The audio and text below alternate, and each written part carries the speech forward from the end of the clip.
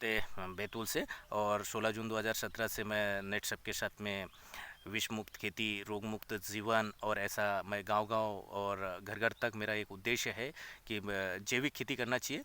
ऐसा ही उद्देश्य लेके अभी मैं एक गांव में हूं और उस गांव है बैतूल ज़िले के चिचोली तहसील का ये गांव है और उस गांव का पूरा डिटेल में हम लोग अभी किसान से ही लेते हैं। तो नमस्कार सर। नमस्कार सर। सर आपका परिचय?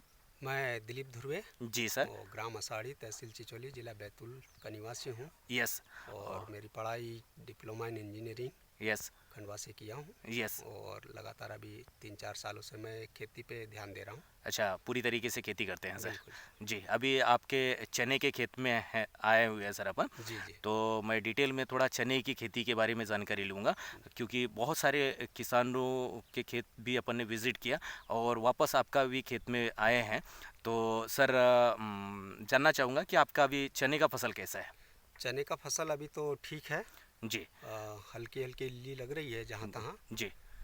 पर दूसरे खेतों की अपेक्षा यहाँ पर बहुत कम नाक की मात्रा में इल्लियाँ लगी हुई है। नाक की मात्रा में? जी। हाँ, मतलब दूसरों का जब अपन ने खेत विज़िट किया था बिल्कुल। तो उसमें जो चना है वो जी। इस तरीके से ऊपर से ये पूरे पूरा डंठल हो गया ऐसा डंठल हो गया था, यानी बिल्कुल। पूरा कट गया था। जी। ऐसा लग रहा था कि किसी ने भाजी काट भाजी के कूड़ा है। खूड़ा है। जी। लेकिन आपके चने में ऐसा प्रॉब्लम है क्या सर? नहीं, इसमें ऐसा प्रॉब्लम अभी दिखाई नहीं दे रहा है। बिल्कुल।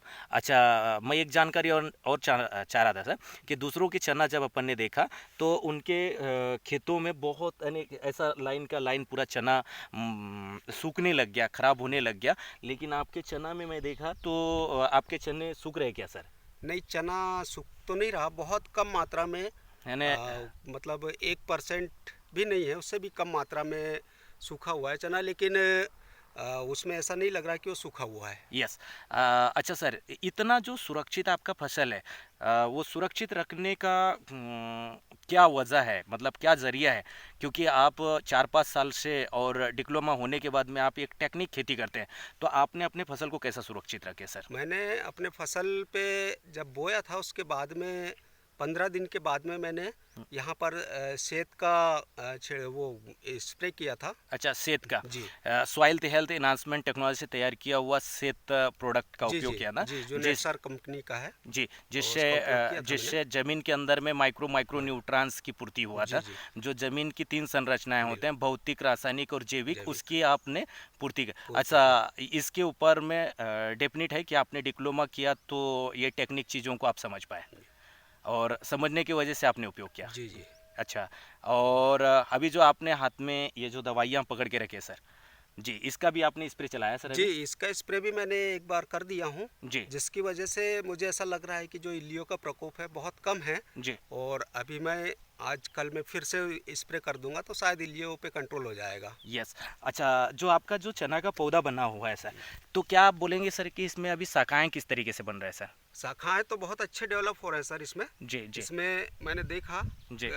कई पौधों में मतलब 6-7 शाखाएं अभी निकल चुकी है। जी। ये फसल मेरी अभी 22-23 दिन की हो रही है। जी। लेकिन शाखाएं का डेवलपमेंट और उनका जो पौधे का ग्रोथ है जी। बहुत अच्छा लग रहा मुझे। जी। क्योंकि इससे पहले हमारे बाजू में और भी खेत हैं जी। जिन्होंने इन चनों से 15 दिन पहले बोया था। हाँ। मेरे बोने से 15 दिन पहले बुआई हुई है। जी। और उन चनों की स्थिति और इसको देख कंपेयर करता हूँ मैं, जी। तो बहुत डिफरेंट है साहब। यस। अच्छा, ये इतना आप विश्वास इस साल के फसल में आप क्यों रख पा रहे हैं? मतलब इसके पहले भी आपने उपयोग किया है सर? जी हाँ, इसका उपयोग मैंने 2018 से चालू किया। जी। तो शुरुआत में मैंने तरबूज की खेती बताया था जी। पहले वीडियो में। जी। तरबूज की खेती पे मैंने इसका प्रयोग किया। जी। तो बहुत अच्छा रिस्पांस मिला था, जिसमें मुझे उत्पादन भी मिला।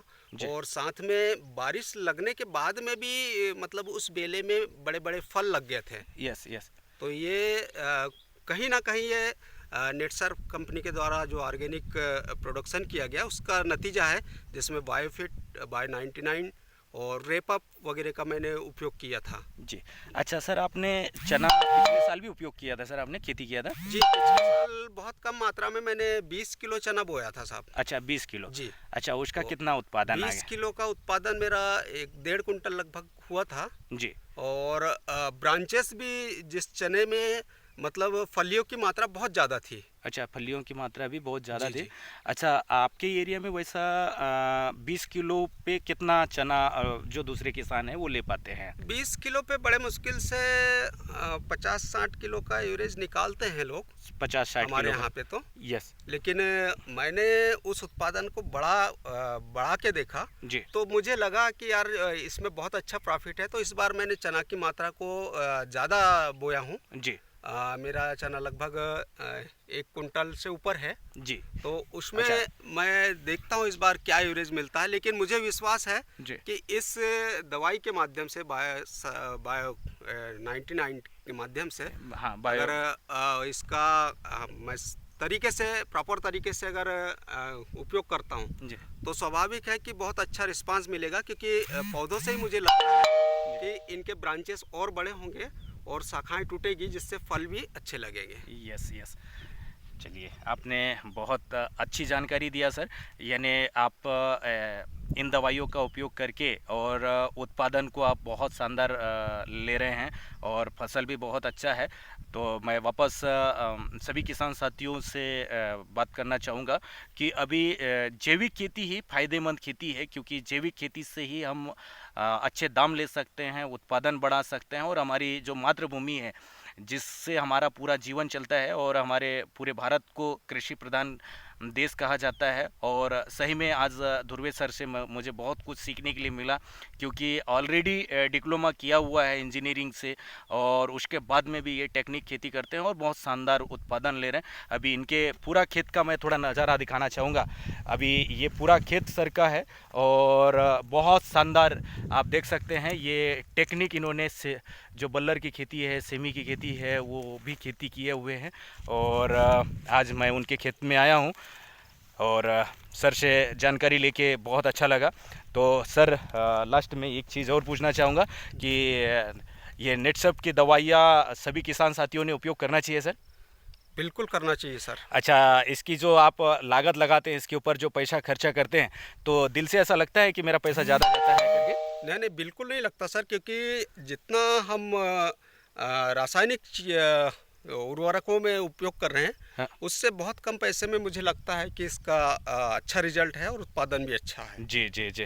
तो हम लोगों ने दिलीप दुर्वे सर से बहुत सारी जानकारियाँ लिया और मैं संस्था की ओर से, मेरी ओर से दिलीप दुर्वे सर का मैं बहुत-बहुत धन्यवाद देना चाहता हूँ कि वो आज ऑर्गेनिक खेती कर रहे हैं और पूरे समाज को, क्योंकि किसान के ऊपर में बहुत बड़ा विश्वास रखता है हर बंदा, हर व्यक्ति, और वो अपने कमाई का पैसा उसको देता है और एक अनाज खरीदता है। लेकिन आज सूंघने से मर सकते हैं ऐसी चीज़ें अगर किसान उपयोग करता है तो डेफिनिट है उसको अपन बोलते ज़रूर है कि ये किसान अन्नदाता होता है, लेकिन कहीं ना कहीं अनाज के साथ में जहर जाता है। और दुर्वे सर ने प्रमाणित करके दिखाया कि मैं जो मेरे ऊपर विश्वास कर रहे हैं उसको मैं 100% मैं शुद्ध और ऑर्गेनिक सब्जियां दूँ, अनाज दूँ, इस तरीके से सोच रखा। तो दुर्वे सर के लिए बहुत बहुत धन्यवाद। आप क्या थैंक यू बोलना है? सर। Okay sir. आपका भी बहुत बहुत धन्यवाद सर। जी सर, थैंक यू सर।